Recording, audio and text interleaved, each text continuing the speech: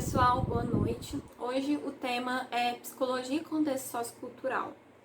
Primeiramente, o ponto de partida, a ideia para esse tema veio um pouco de uma referência de vocês, de uma referência da ementa do curso de psicologia da UENG. Então, esse livro aqui, que se chama História da Psicologia e Contexto Sociocultural. No entanto, esse é um livro que ele vai trabalhar mais com uma historiografia da psicologia no Brasil, com uma historiografia da profissão. Então, ele vai se aprofundar mais nas questões ligadas a como que esses saberes psicológicos chegaram no Brasil. Não é diferente, não é totalmente diferente da proposta aqui. No entanto, esse é um livro um pouco mais específico. Se for uma demanda, se alguém se interessar, pode ser algo para ser comentado no próximo vídeo de quinta-feira. Um segundo ponto é que vocês não confundam essa proposta de tema psicologia e contexto sociocultural com as abordagens em psicologia. No caso, a psicologia histórico-cultural, que é a abordagem fundamentada pelo Vygotsky, do campo da psicologia escolar e educacional, e a psicologia cultural, que é uma abordagem emergente dentro do campo da psicologia social, que vai ter estudos ali comparativos entre culturas. Então, não é esse o tema do vídeo. O tema do vídeo, psicologia e contexto sociocultural, a proposta é que a gente possa discutir um pouco, na verdade, um pouco sobre cultura, sobre a cultura e como que ela vai influenciar e nos formar e nos impactar, de modo que a psicologia também vai ter que dialogar e buscar se aprofundar. Então, é uma proposta um pouco mais ampla. Então, é uma proposta de um diálogo, de uma reflexão um pouco mais aberto, digamos assim. Começando por o que é cultura, né? Acho que talvez seja um ponto de um começo legal para a gente poder refletir. Eu vou utilizar a definição do Laraia, Roque de Barros Laraia, que é um antropólogo brasileiro, e ele tem um livro que é uma referência, que se chama Cultura, um conceito antropológico.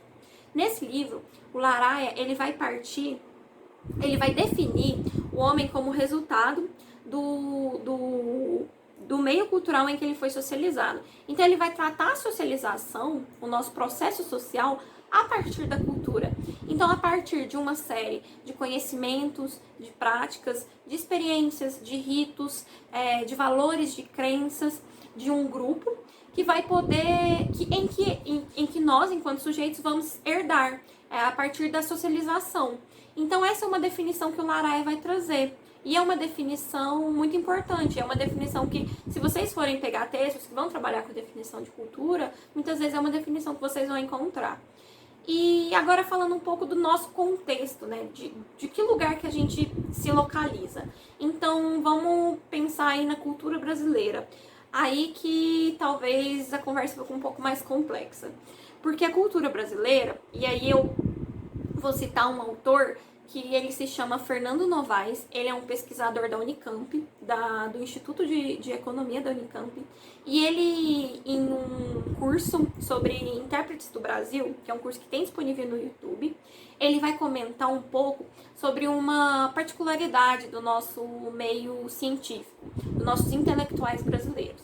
Que ele vai dizer que os nossos intelectuais sempre tiveram um grande interesse pela formação do Brasil. Então, como que eu posso explicar isso melhor? Bom, estudar cultura é algo que não é próprio da gente, não é próprio dos brasileiros, dos estudiosos brasileiros. No entanto, os brasileiros, eles querem interpretar o Brasil, eles querem interpretar a cultura brasileira, eles querem esmiuçar essa cultura e fazer e eu gostei muito do termo que ele usa, uma autoanálise. Então, ele vai dizer sobre esse interesse dos intelectuais brasileiros ali no final do século XVIII, início do século XIX e até os dias de hoje, desse interesse que os intelectuais têm por entender e caracterizar esse país Brasil, né? Esse contexto Brasil. Eu vou citar aqui para vocês 3 clássicos, chamados clássicos desses estudos da formação do Brasil. O primeiro, e que eu tive um pouco mais de contato do que os outros, é o Gilberto Freire. O Gilberto Freire, ele tem um trabalho, um livro, que é um calhamaço, que se chama Casa Grande e Senzala. E um ponto interessante do Gilberto Freire, até para nós como psicólogos, é que o Gilberto Freire, ele vai buscar investigar a intimidade, ele vai investigar o campo privado para poder pensar essas estruturas sociais. Então ele vai ali dentro dessas lições diárias e íntimas, dentro da Casa Grande e da Senzala, para poder entender o Brasil de forma amplificada. Um segundo autor é o Sérgio Buarque de Holanda. E o Sérgio Buarque de Holanda, ele vai ter um trabalho que se chama Raízes do Brasil. E o trabalho do Sérgio Buarque de Holanda vai ser um trabalho para poder também entender essa formação do Brasil. E eu destaco aqui um conceito que ele tem, que é o conceito do homem cordial, que ele vai falar um pouco da nossa passividade. E que muitas vezes cordial, né, a gente entende como cordialidade, como algo que é legal, que é algo positivo. Não necessariamente. O Sérgio Buarque, ele vai falar dessa cordialidade no sentido de uma passividade que pode muito facilmente virar uma agressividade. Então, um ponto interessante do Sérgio Buarque de Holanda. E o terceiro, e aí eu tenho até ele aqui, que é o Prado Júnior, Formação do Brasil contra também um clássico. Caio Prado Júnior aí vai uma perspectiva aí um pouco mais econômica, que ele vai buscar ali na estrutura mesmo. Esses autores, eles vão influenciar, eles vão ser os três autores mais citados, chamados de clássicos, e eles vão influenciar toda essa tradição, uma tradição de buscar investigar a formação do nosso país, né? A formação do nosso país de diferentes pontos de vista, social, histórico, e aí nesse caso, bom, a gente tem aqui o Celso Furtado, Formação Econômica do Brasil, mas vai trabalhar mais com a história econômica do Brasil. O Darcy Ribeiro, ele vai trabalhar mais com as características do nosso povo, e aí eu destaco